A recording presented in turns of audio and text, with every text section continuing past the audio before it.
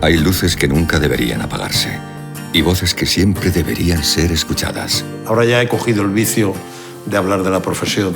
Por eso, el canal de televisión TCM y la Academia Española de Cine se han unido para llevar a cabo el proyecto Nuestra Memoria, el cine español. Ahí estaban desde Mario Camus, Guarao. La Academia es mi casa. Una colección de entrevistas en las que los protagonistas de nuestro cine comparten sus vivencias más personales con el espectador.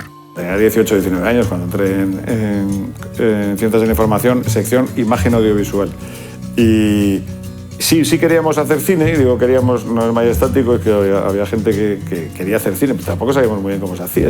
La Filmoteca en aquella época tenía un seguimiento por gente que empezábamos y tal, de tremendo, porque veíamos cosas que no se ponían en los cines comerciales, ¿no?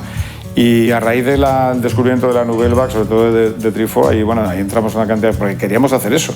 O sea, queríamos contar historias de gente pues, cercana a nosotros, pues con sentido del humor, con esa facilidad como para rodar tan maravillosa y tal. Y a partir de ahí mucha gente se enganchó.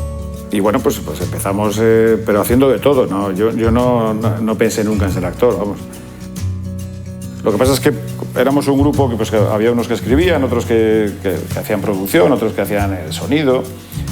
Y bueno, pues algunos que como había que ponerse delante de la cámara y no tenemos dinero para contar las historias, para contratar a nadie, pues nos poníamos nosotros. Y luego eso pues ya derivó a más historias. Pero yo trabajé mucho tiempo en producción más que de actor. Hombre, no es un récord, pero vamos, para empezar no está mal. Claro, no teníamos ningún conocimiento de nada, o sea, realmente técnicamente no interpretábamos.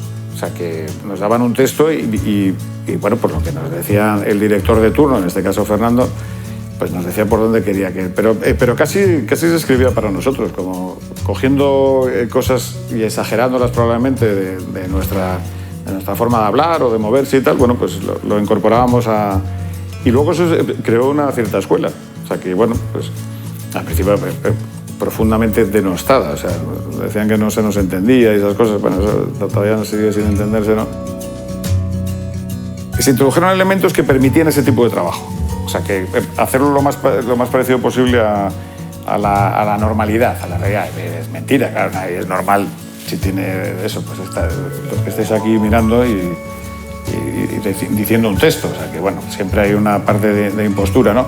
Pero sí procurábamos acercarlo al lenguaje más cotidiano. Y en ese sentido, bueno, pues sí hubo un cambio con respecto a otro tipo de trabajos, ¿no? Veníamos de otro sitio y en cierta manera éramos representativos de determinado tipo de gente en esta sociedad, ¿no? Porque, por ejemplo, una tontería, parece una tontería, pero no lo era. Muchos personajes del principio de las cosas que hicimos, yo estaba divorciado, los personajes. Bueno, eso no existía antes. Está mal que lo diga, pero bueno, ahora que estamos en privado, pues es que no es tan mal. O sea, que las ves ahora y dices, siguen teniendo esa frescura asombrosa y contamos cosas que tienen mucho que ver con cosas que están pasando ahora, ¿no? Y luego lo que nos pasó a todos es que luego fuimos aprendiendo. Y entonces la naturalidad, que tenía mucho que ver con la juventud y la falta de sensación de vergüenza o de ridículo y tal, pues bueno, pues con la edad pues se va perdiendo, ¿no?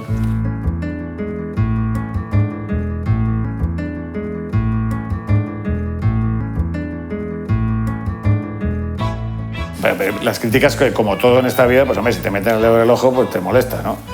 Lo que pasa es que hay que ser suficientemente consciente y razonable o no demasiado vehemente, que es lo que me pasa a mí de vez en cuando. Ahora que soy presidente, ahora ves que estoy de un institucional que es acojonante.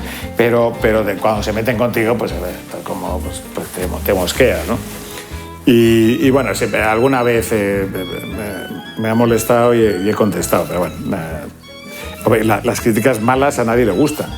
Lo que pasa es que es verdad que con el tiempo te das cuenta que algunas cosas pues, tienes razón. O sea, que, así como las buenas las guardo, las malas ni las miro. Vamos. Los años dan eso, ¿no? Que bueno, te lo tomas todo con más filosofía.